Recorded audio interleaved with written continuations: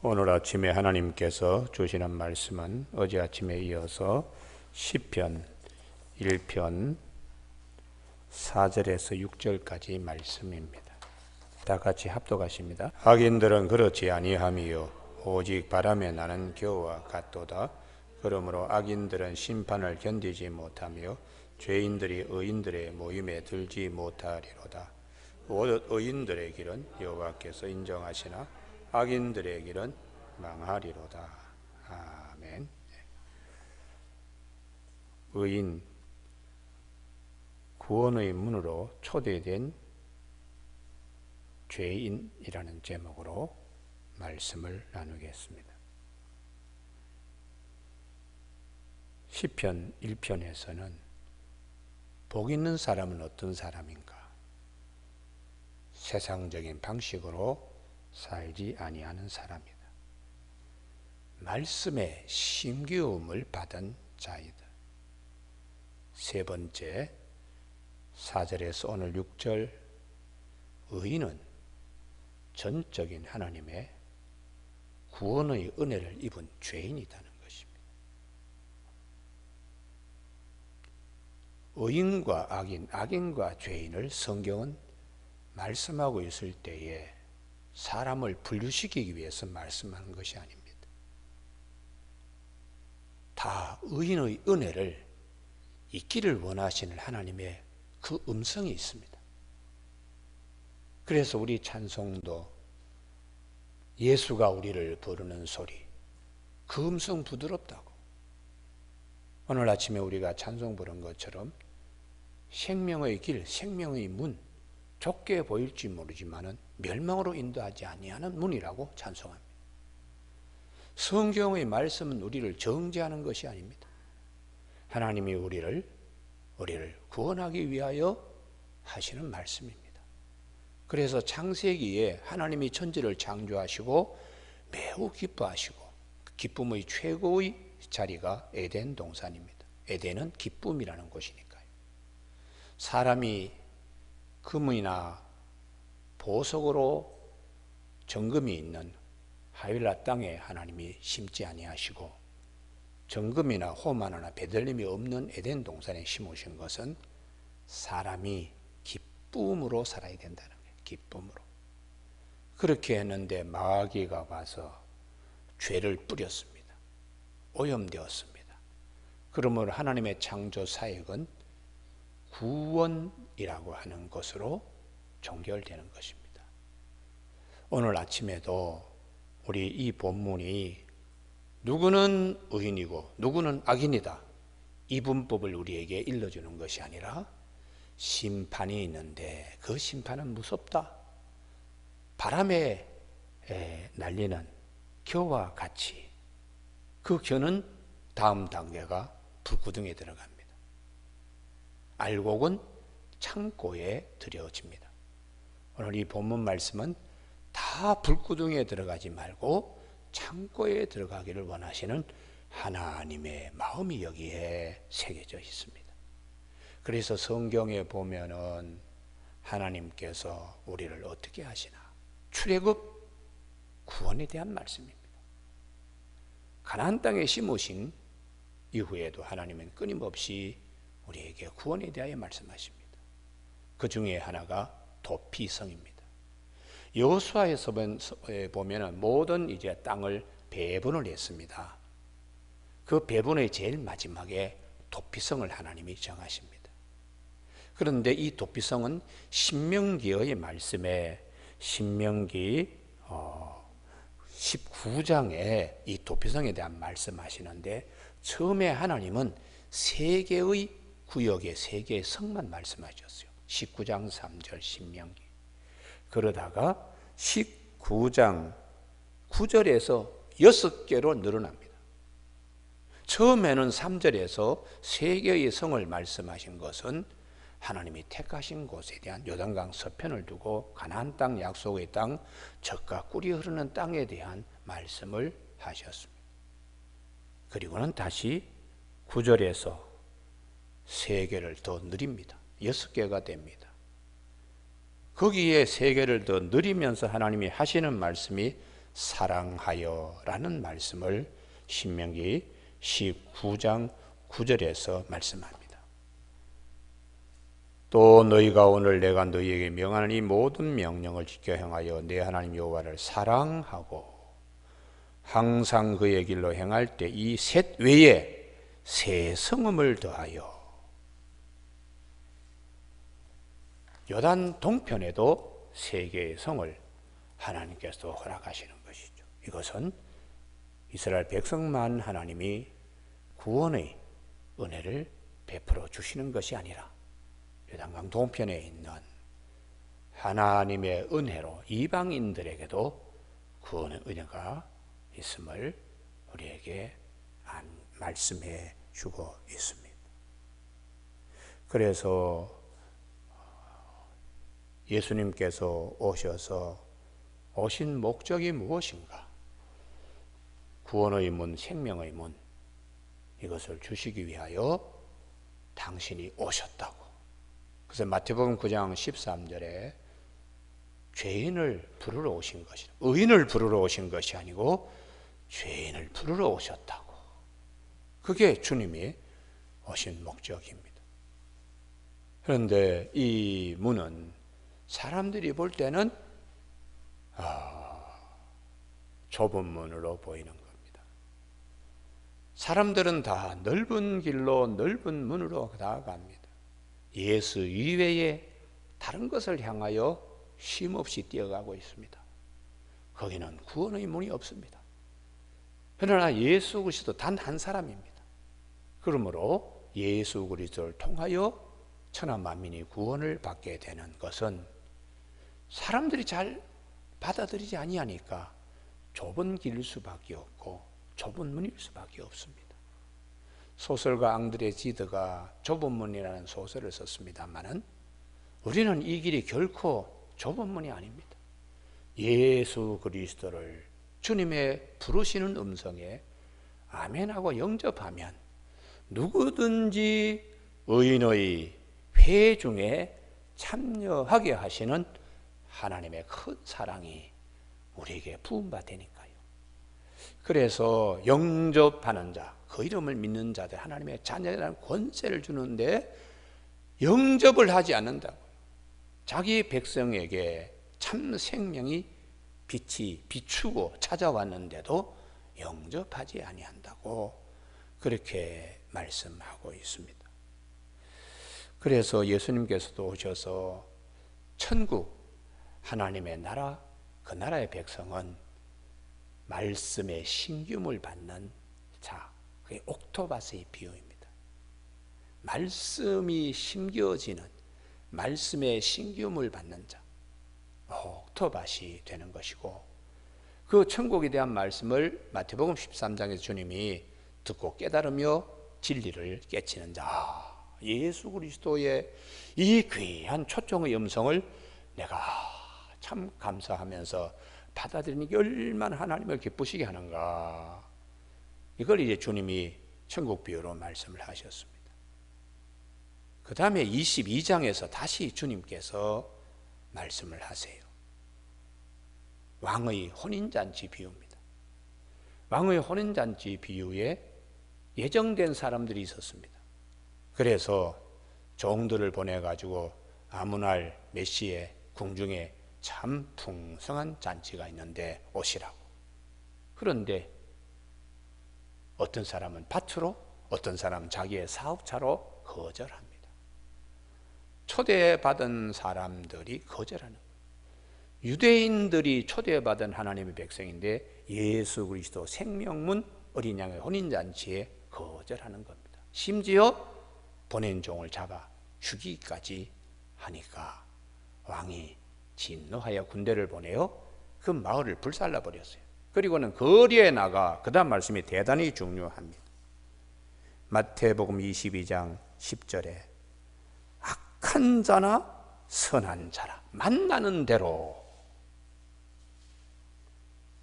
악한 자나 선한 자나 만나는 대로 초청하라는 거예요. 이게 윤리를 떠난 겁니다. 하나님의 생명문으로 하나님이 부르시는 것은 윤리를 떠난 거예요. 악한 자나 선한 자나 만나는 대로 불렀습니다.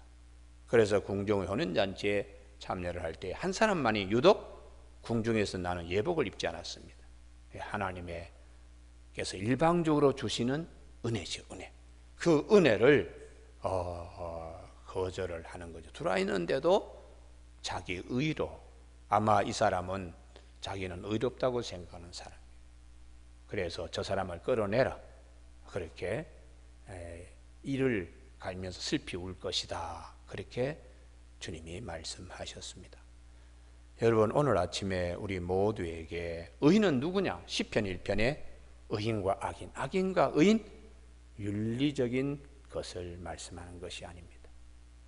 심판, 견디지 못하는데 그럼 어떻게 해서 우리가 그 의인의 회중에 들어갈 수 있는가? 그것은 하나님의 부르시는 구원, 그래서 예수 그리스도를 통한 하나님의 이 은혜의 문을 말씀하시는데, 요한복음 10장에서 주님께서 내가 곧 문이다, 이렇게 말씀하세요. 요한복음 10장 9절에 주께서 누구든지 나로 말미암아 들어가면 구원을 받고, 들어가기만 하면 죄인이 의인이 됩니다. 할렐루야. 그것은 우리가 판단하는 게 아니라 하나님이 의롭다고 여기기 때문입니다. 할렐루야. 이게 전적인 하나님의 은혜이지요. 전적인 하나님의 은혜입니다. 들어가면 구원을 받고 또 들어가면 나오며 꼴을 얻으리라. 우리가 주님 늘 생각하면서 구원의 은혜에 감사하며 말씀을 볼 때마다 영의 양식을 우리는 얻게 되는 것입니다. 그래서 주님께서는 내가 선한 목자다, 양들에게 들어가면 하며 꼴을 얻게 하고, 그리고 도둑이 와서 양을 훔치려고 할 때에, 일인 때나 혹은 악한 짐승이 와서 목숨 걸고 양들을 지키는 그는 선한 목자라고 주님이 말씀하셨습니다. 그래서 그러기 위해서 생명의 문이 되고 은혜의 문이 되고 구원의 문이 되기 위해서 인자가 온 것은 마태복음 20장 28절에 섬김을 받으려 함이 아니라 도리어 섬기려 하고 자기 목숨을 많은 사람의 대성물로 주려고 오셨다고.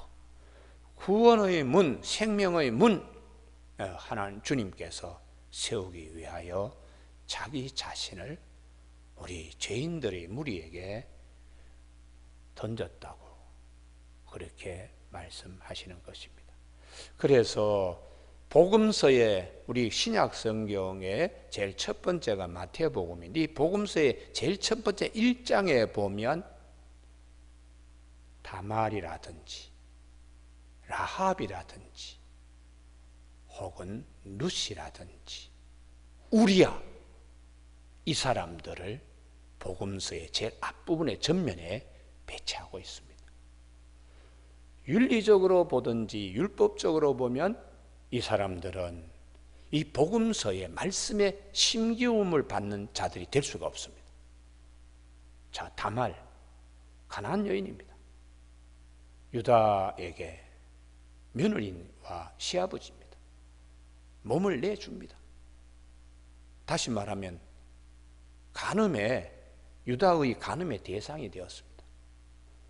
윤리적으로 볼 때는 어떻게 이런 자가 말씀의 신기한 자가 될 수 있는가? 전적인 하나님의 은혜입니다.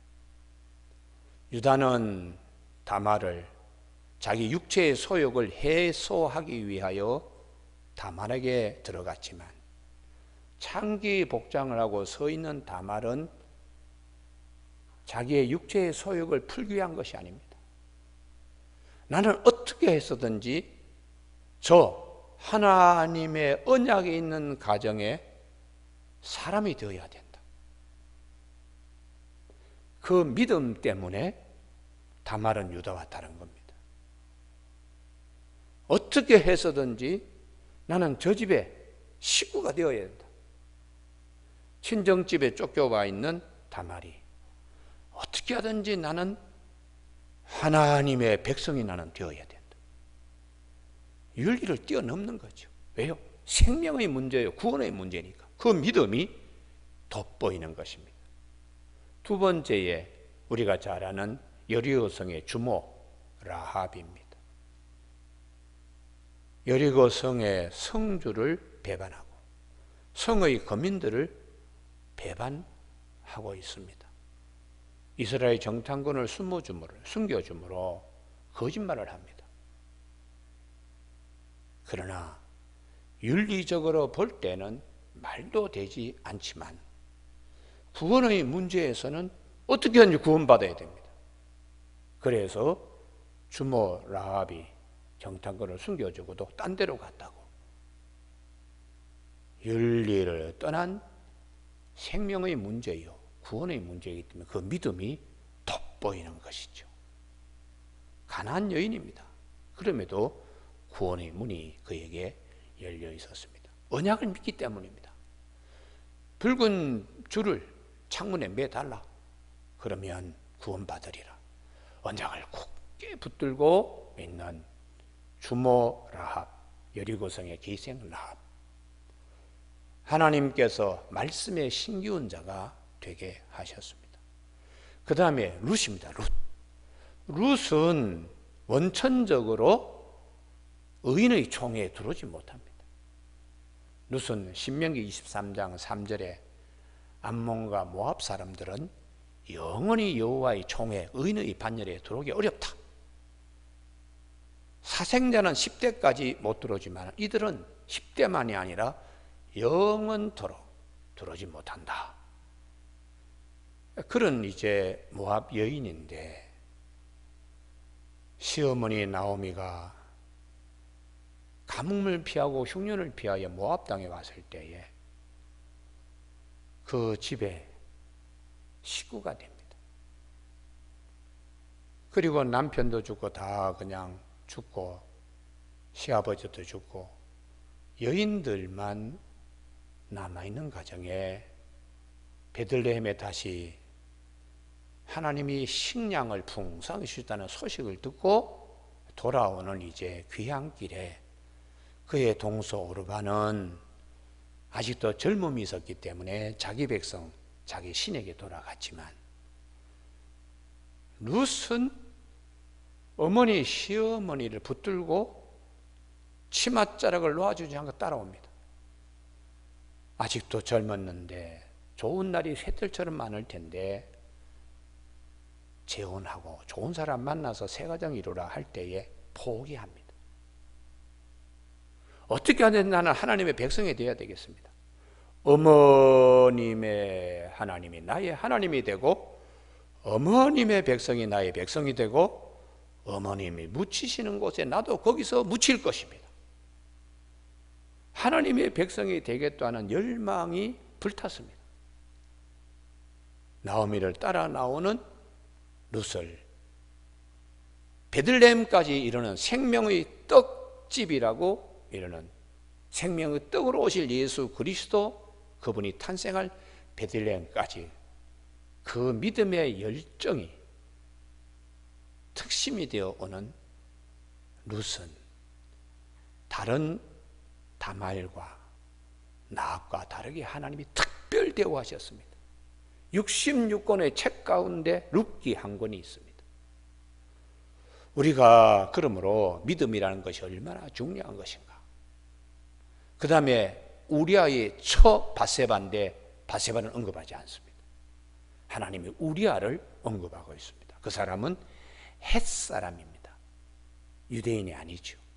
그럼에도 불구하고 그는 유대인으로 귀화한 사람입니다. 그래서 장수 36명, 37명 그 많은 이스라엘 장수 가운데 제일 마지막 장수인데 다윗이 자기의 처를 간음했는데도 불구하고 우리아가 하는 말이 있습니다. 우리아가 다윗이 자기의 흠을 가리려고 우리아를 특별 휴가를 내어 예루살렘으로 불렀습니다마는 우리아는 어떻게 대답하는가? 임금님, 사무엘하 11장 11절이 대단히 중요합니다. 여기를 다 찾으시죠. 사무엘하 11장 11절.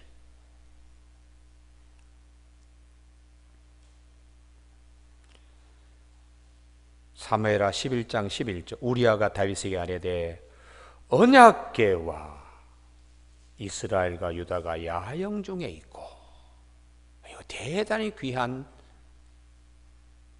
말씀을 하고 있습니다. 내 주 여호와과 내 왕의 부하들이 바깥 들에 진치고 있거늘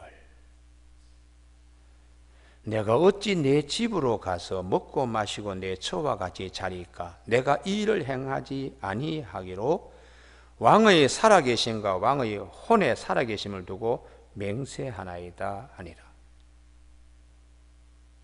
이스라엘의 전쟁 중에 영적 전투에 있는데 내가 어떻게 이 사명을 뒤로 하고 집에 가서 처와 함께 같이 하룻밤을 보낼 수가 있겠습니까? 거기에 제일 첫 번째 언약궤에 대한 말씀이 있어요. 하나님의 말씀이 우리들 가운데 있고 우리가 그 하나님의 말씀을 가운데 놓고 전쟁 치르고 있는데 내가 어떻게 그렇게 육체의 편안함을 내가 가지고 살 수 있겠습니까? 그러면 절대로 가지 않습니다. 하나님이 보실 때에 다윗보다 더 위대한 신앙의 모습, 하나님 나라를 기화한 핵 군인의 입에서 찾을 수가 있습니다.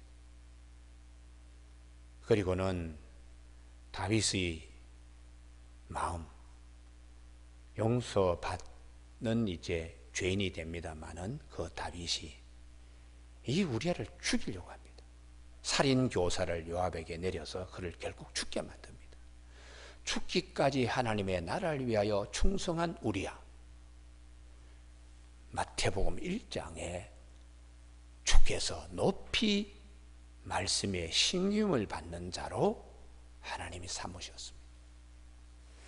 오늘 우리가 이 본문 말씀을 잘 살피면 시편 1편 4절로 돌아오면 악인들은 그렇지 아니하며 말씀에 신겨지지 않고 말씀을 생명으로 여기지 않고 세상적인 것에 더 큰 넓은 길, 넓은 문으로 달려가는 사람인데 그런 사람들은 결과적으로 바람에 나는 겨가 불구덩이에 들어가는 것처럼 되지만 여기 하나님의 안타까움이 있습니다.